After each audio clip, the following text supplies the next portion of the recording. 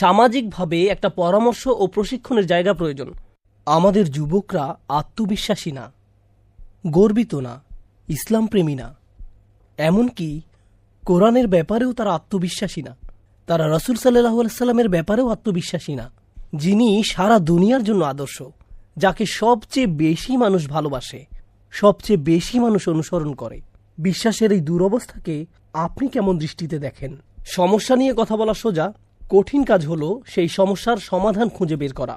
আমি দাবি করছি না যে আমার কাছে সব সমস্যার একদম সঠিক সমাধান আছে, কিন্তু আমার কিছু চিন্তাভাবনা আছে যা আমি আপনাদের সাথে আলোচনা করব। প্রথম সমাধান হলো আমাদের বন্ধুদের যে আড্ডা, তার পরিবেশটা ঠিক করতে হবে।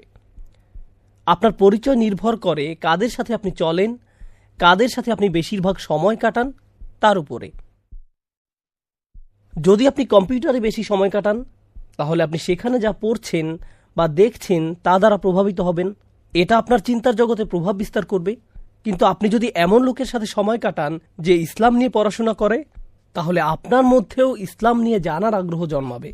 তারা যদি বাস্কেটবল খেলতে পছন্দ করে, আপনার মধ্যেও বাস্কেটবল খেলার আগ্রহ জন্মাবে। তারা যদি নিয়মিত সিনেমা দেখতে যায়, আপনার মধ্যেও সিনেমা দেখার স্বভাব তৈরি হবে। আপনার চারপাশের পরিবেশ ও চারপাশে যারা আছে তার একটা প্রভাব আপনার উপর আছে। মুসলিম পরিবারগুলোর এই বিষয়টা নিশ্চিত করতে হবে যে তাদের সন্তানরা যাতে মুসলিম কমিউনিটির আদর্শ সন্তানগুলোর সাথে মিশে, যারা বড় ভাই বোনের মতো তাদের নির্দেশনা দিবে।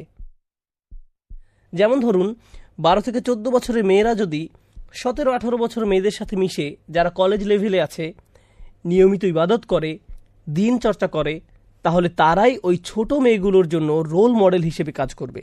বাচ্চা মেয়েগুলোর উচিত এদের সাথে সময় কাটানো।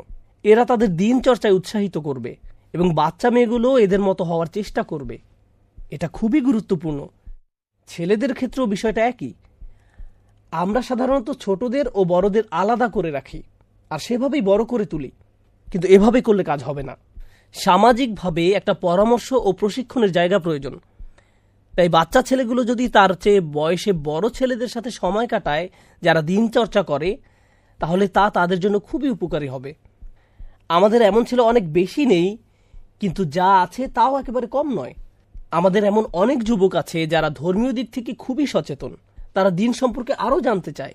তারা বাচ্চাদের জন্য আদর্শ হতে পারে। তারা যুবক, তাদের শরীরে শক্তি আছে, তাদের স্বাস্থ্য ভালো, তারা সুদর্শন, তারা যে কোনো পরিস্থিতিতে ইসলামকে আঁকড়ে ধরে রাখতে পারে, যা তাদেরকে সমাজে রোল মডেল বানিয়ে দেয়। তারা মাইক নিয়ে স্টেজে দাঁড়িয়ে কথা না বললেও তারা রোল মডেল। আমাদের উচিত তাদেরকে এমন প্ল্যাটফর্ম দেওয়া।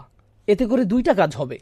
প্রথমত, বাচ্চাদের দেখাশোনা করার মতো লোক পাওয়া যাবে, আর দ্বিতীয়ত, বয়সে বড় ছেলেগুলো তাদের দায়িত্ব বুঝে নিতে শিখবে। তারা বুঝতে শিখবে মানুষ তাদেরকে দেখছে, ফলে তারা তাদের জীবনযাপনে আরও সতর্ক হবে, কারণ তারাই সমাজের জন্য আদর্শ। এই মেন্টরশিপ বা প্রশিক্ষণের বিষয়টা তখনই শুরু হবে যখন পরিবার থেকে এই বিষয়ে জোর দেওয়া হবে। আর আমাদেরকে সমাজে এই মেন্টরশিপ বা প্রশিক্ষণের পরিস্থিতি গড়ে তুলতে হবে।